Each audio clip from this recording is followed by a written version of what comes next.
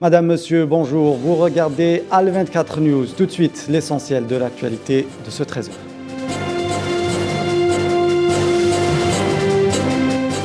Ouverture à Alger de la foire de la production nationale pour une durée de 12 jours. Nous aurons en direct notre journaliste Kherdine Bettache pour en parler.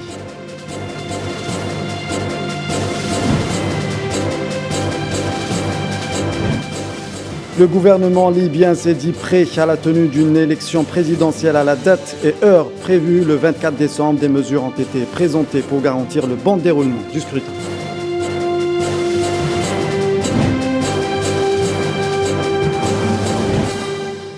Le 60e sommet de la CEDEAO s'est ouvert hier à Abuja au Nigeria. Le Mali et la Guinée risquent de nouvelles sanctions en cas de non-respect des engagements.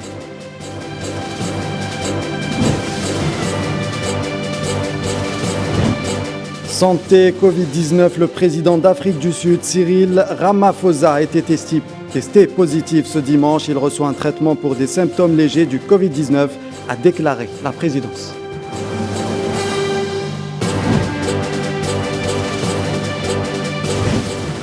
Et puis environnement s'intéresse dans ce journal à la pollution marine, notamment en Méditerranée, l'une des mers les plus polluées au monde.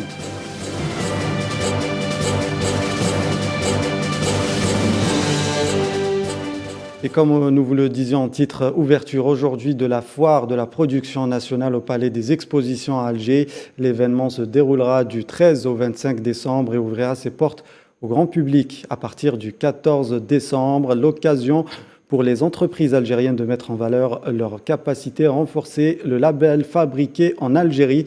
Cette manifestation économique se veut également l'occasion pour les entreprises d'exposer leurs produits et dernières créations. Et pour plus de détails sur cet événement national, nous avons en direct du Palais des Expositions à Alger notre journaliste Kherdine Bettache. Kherdine, bonjour. Bonjour Riyad. Alors comment ça se passe pour cette matinée ? En effet, c'est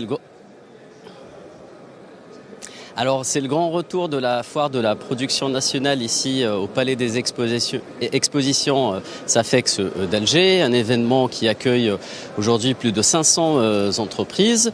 La foire a été inaugurée un peu plus tôt dans la journée par le Premier ministre, ministre des Affaires étrangères Ayman Abdelrahman, en compagnie du ministre du Commerce Kamal Erzig.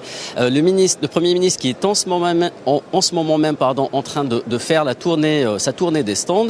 Alors toutefois, il a insisté sur la nécessité donc de tirer pleinement profit pour l'économie nationale des capacités, des potentialités disponibles. Justement, pour en parler, j'accueille avec moi Hakim Soufi, PDG de la compagnie d'assurance Yar. Bonjour Monsieur Soufi. Bonjour. Alors le président de la République a insisté récemment et a déclaré que l'année 2022 sera l'année de l'économie. Est-ce que vous pensez que ça commence dès aujourd'hui, ici avec l'ouverture de cette 29e édition de la foire nationale, la foire de la production nationale, pardon ? Alors je pense que l'année de l'économie a commencé dès qu'il est arrivé et dès qu'il l'a déclaré. Et je pense que son Excellence, Monsieur le Président de la République, a parfaitement compris le sens de la mise en place d'une politique totalement dédiée vers les produits qui sont fabriqués en local en Algérie, de les exporter, mais il y a encore beaucoup de passages de mise en place, de mise à niveau à faire. Mais en tout cas, aujourd'hui, c'est le rendez-vous et certainement incontournable de la production nationale, c'est-à-dire les banques, les assurances, les producteurs, on a vu aussi beaucoup de constructeurs qui sont là. Écoutez, on est très heureux parce que ça donne une dynamique et ça fait du bien. Justement, vous représentez le secteur des assurances. Comme opérateur, est-ce que vous pensez que le secteur des assurances joue justement un rôle central dans le renforcement de la production nationale, notamment auprès des opérateurs ?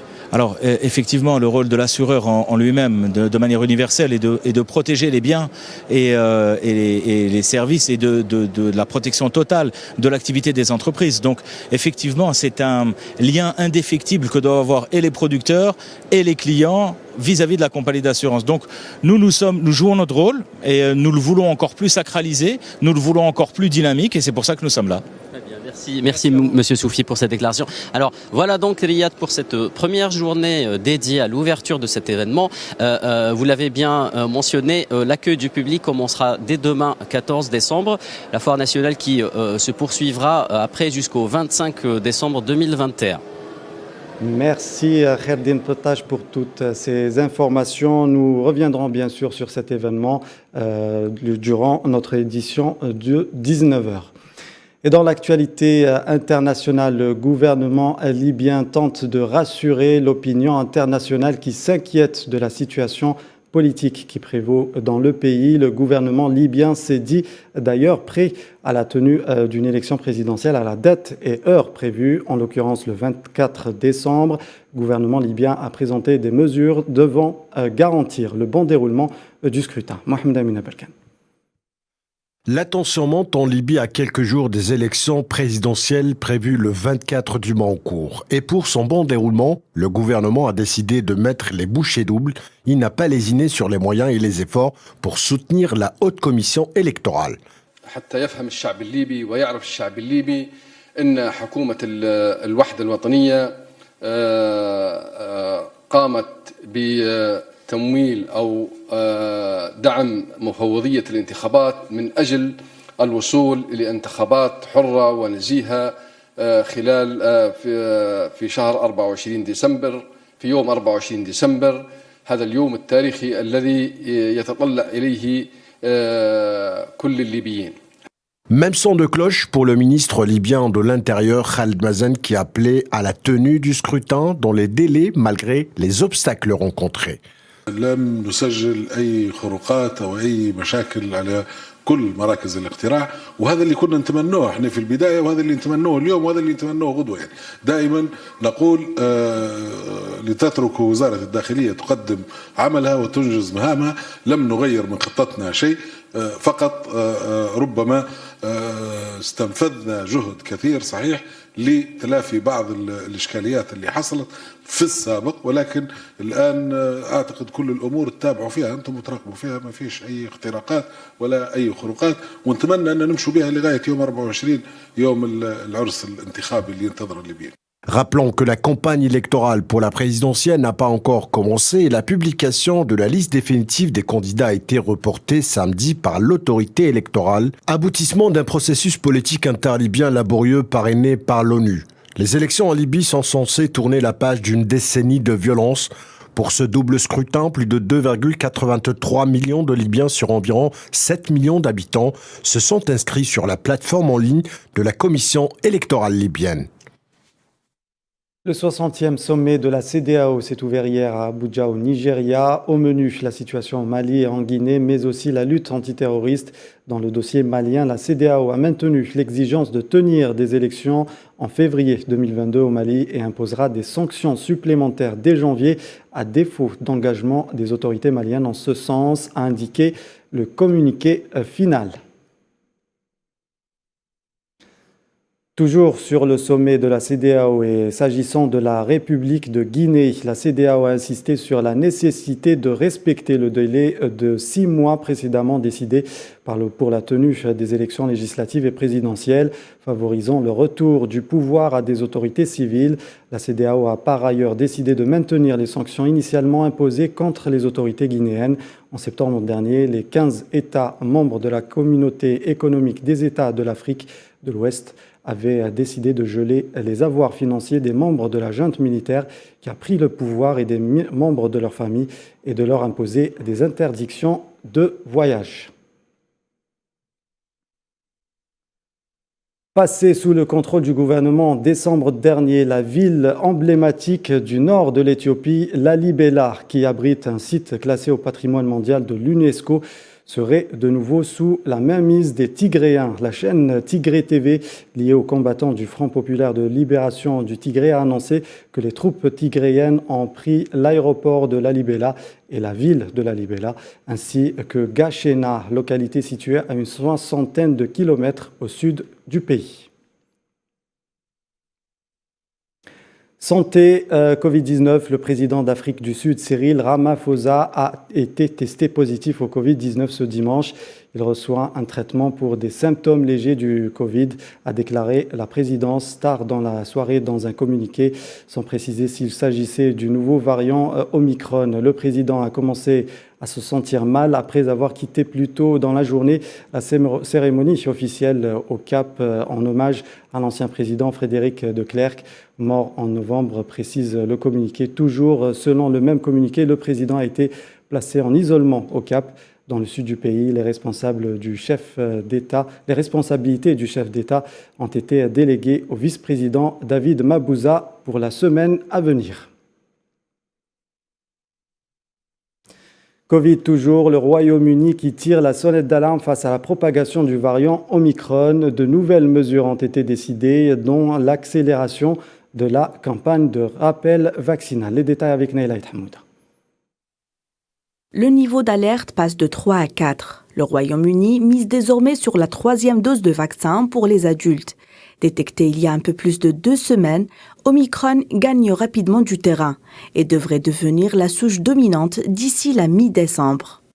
Personne ne doit avoir le moindre doute. Un raz-de-marée d'Omicron se prépare et je crains qu'il soit désormais clair que 2 doses de vaccin ne suffiront pas à assurer le niveau de protection dont nous avons tous besoin. Mais la bonne nouvelle, c'est que nos scientifiques sont convaincus qu'avec une 3e dose, une dose de rappel, nous pouvons tous remonter notre niveau de protection. Une intensification du dépistage pendant 7 jours pour les personnes susceptibles d'avoir été en contact avec une personne infectée et la mise à l'isolement de 10 jours pour les personnes non vaccinées. Ce sont les nouvelles restrictions prises par le Royaume-Uni. Pour accompagner ces mesures, les vaccinodromes vont se multiplier et leurs horaires seront étendus. Pour rappel, Boris Johnson avait introduit un pass sanitaire dans certains lieux et incité à reprendre le télétravail. Le nombre total de cas d'Omicron détectés au Royaume-Uni a atteint 3137, soit une augmentation de 65% par rapport au total de 1898 cas recensés samedi. Tensions entre la Russie et l'Ukraine, de nouvelles menaces ont été émises par Berlin cette fois-ci en raison de la situation sécuritaire tendue. Il a été convenu entre les Américains et l'ancien gouvernement allemand d'Angela Merkel qu'en cas de nouvelle escalade, le gazoduc Nord Stream 2 ne pourrait entrer en service, a déclaré Annalena Baerbock, chef de la diplomatie allemande. Les Occidentaux accusent la Russie depuis quelques semaines de préparer une éventuelle invasion de l'Ukraine, malgré les démentis du Kremlin. Russie, la société militaire privée russe menacée de sanctions par les ministres des Affaires étrangères de l'Union européenne qui se réunissent ce lundi 13 décembre à Bruxelles. Un paquet de sanctions sont prévues à l'encontre de la société privée Wagner, interdiction de visa et gel des avoirs au sein de l'Union européenne. Les sanctions viseront des personnes et des entités liées au groupe. Les mesures ciblent les très nombreuses actions illégales menées par la société en Europe et en Afrique, affirme un diplomate européen. La décision avait fait l'objet d'un consensus lors de la dernière réunion des ministres des Affaires étrangères de l'UE le 15 novembre. Direction l'Italie, 4 nouveaux corps ont été retrouvés par les sauveteurs dans les décombres d'immeubles effondrés ou touchés par une explosion survenue samedi soir dans la ville de Ravanusa en Sicile et qui pourrait être due à une fuite de gaz, portant ainsi à au moins 7 le décompte officiel des morts, a annoncé ce lundi la protection civile. 2 autres personnes sont toujours portées disparues. Un Palestinien a été tué lundi matin lors de heurts avec les forces sionistes en Cisjordanie occupée, ont annoncé des sources médicales et de sécurité. Selon ces sources palestiniennes, l'homme Jamil Al-Kayal, 31 ans, est mort après avoir été touché à la tête par des tirs de sniper de l'armée d'occupation sioniste après une manifestation dans le quartier de Ras Al-Ain à Naplouse. Au moins 3 membres du Hamas ont été tués ce dimanche et plusieurs autres blessés par des tirs dans un camp de réfugiés palestiniens près de Tyr, dans le sud du Liban. L'attaque s'est produite lorsqu'un cortège funèbre d'un militant du Hamas se rapprochait du cimetière du camp palestinien de Borj al-Shamali, à 80 km au sud de Beyrouth. L'auteur de l'attaque n'a toujours pas été identifié. L'attaque n'a pas encore été revendiquée. Et s'agissant du nucléaire iranien, les États-Unis disent avoir lancé des préparatifs en cas d'échec de la diplomatie pour régler le problème, signalant que Washington ne croit plus au succès des discussions qui ont repris à Vienne. Analyse de la situation avec Sofiane Baroudi. La reprise des négociations sur le nucléaire iranien, suspendue depuis quelques années, n'a pas fait baisser les tensions. Du Moyen-Orient à l'Asie centrale, en passant par le Golfe arabo-persique, plusieurs fronts risquent de s'embraser si les menaces sionistes récurrentes contre la République islamique venaient à se concrétiser. Depuis un moment déjà, les deux puissances se font face sur plusieurs théâtres d'opérations.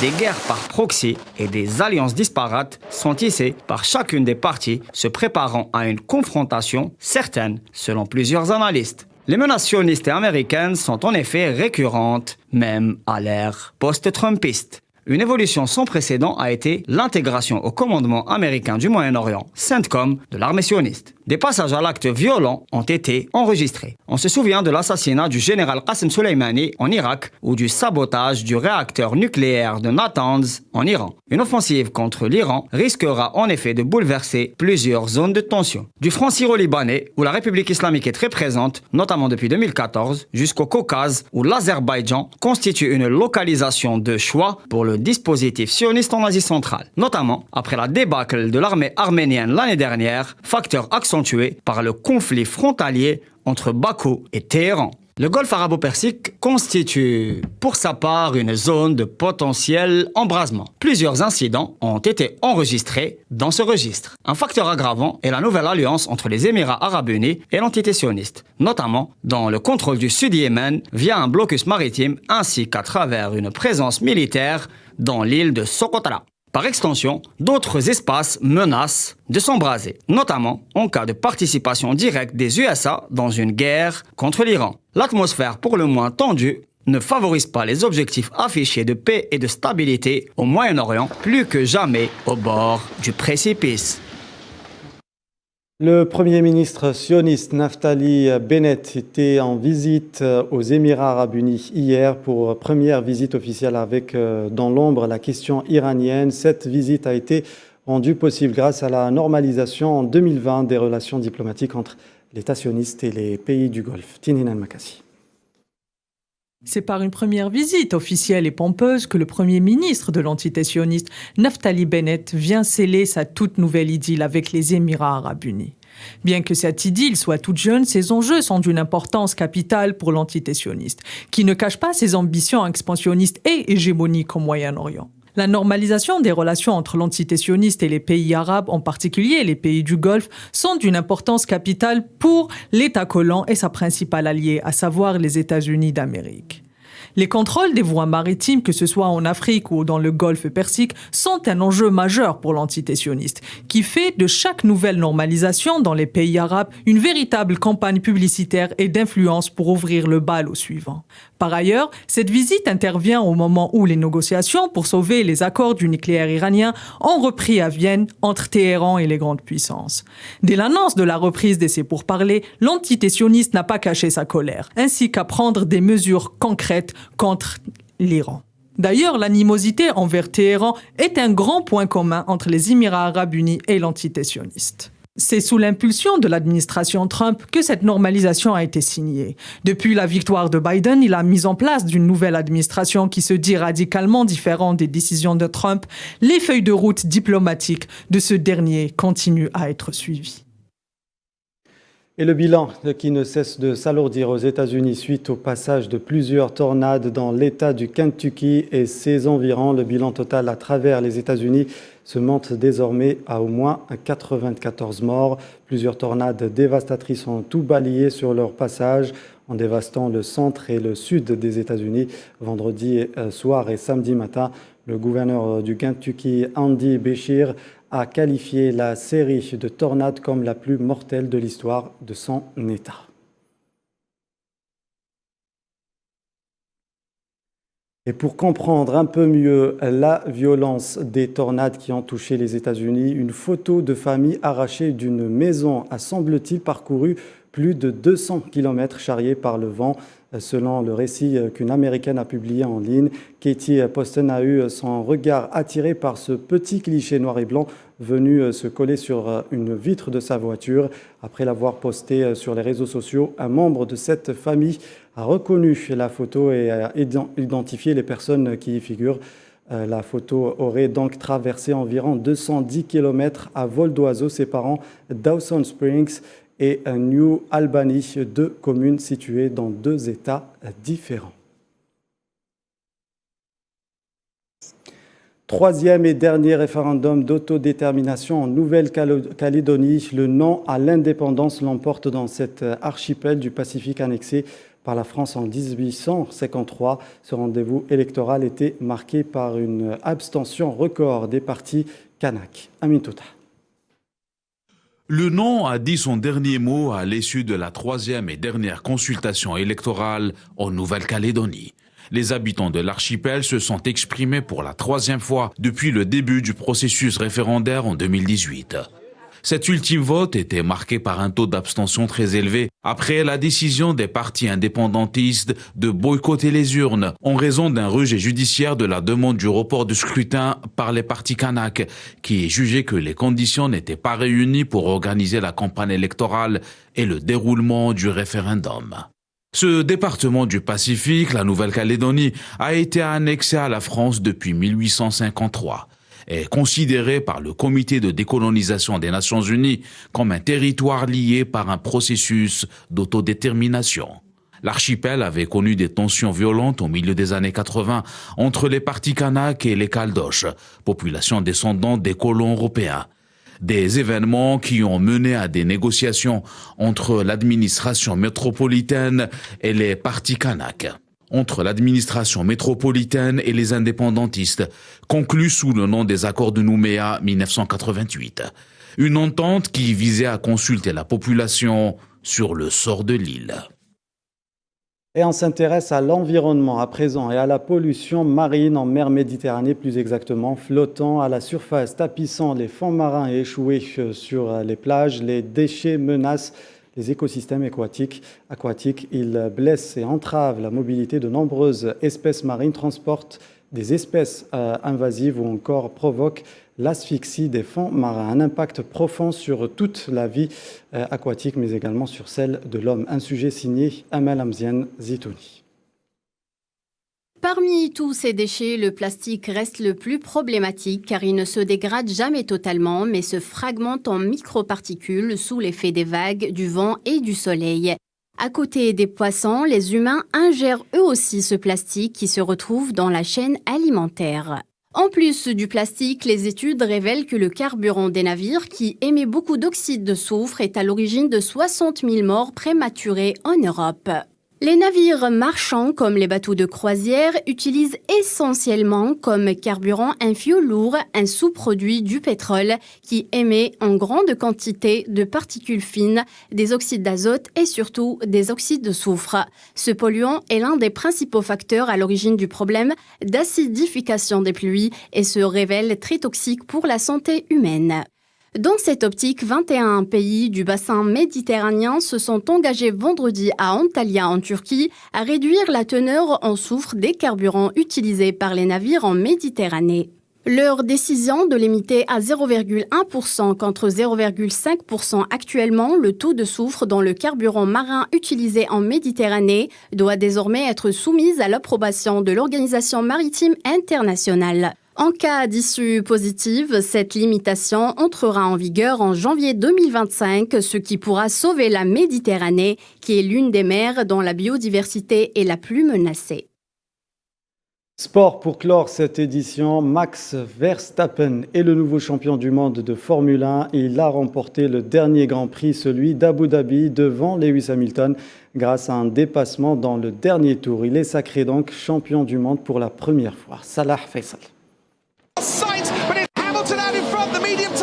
Quelle course, quelle bataille jusqu'au dernier souffle entre Hamilton et Verstappen. Le dernier Grand Prix de la saison de la Formule 1 était juste incroyable et inattendu vu les circonstances. À Amsterdam, en attendant le début du match de championnat entre l'Ajax et la Z Alkmaar, les fans ajacides ont pu assister au sacré de la Formule 1. L'Espagnol Carlos Sainz, pilote de Ferrari, complète le podium du Grand Prix. Le titre des constructeurs revient à Mercedes, le pilote le plus titré de l'histoire de la Formule 1. Première bagarre avec Verstappen entre le virage 6 et 7, mais la course a eu plein de rebondissements, un changement réussi. Fin de ce 13h, merci de nous avoir suivis. Tout de suite, les couleurs du ciel avec Amal Zitouni. Prochaine édition langue française 19h, présentée par Fatma Mehani. Bonne suite des programmes sur Al24 News.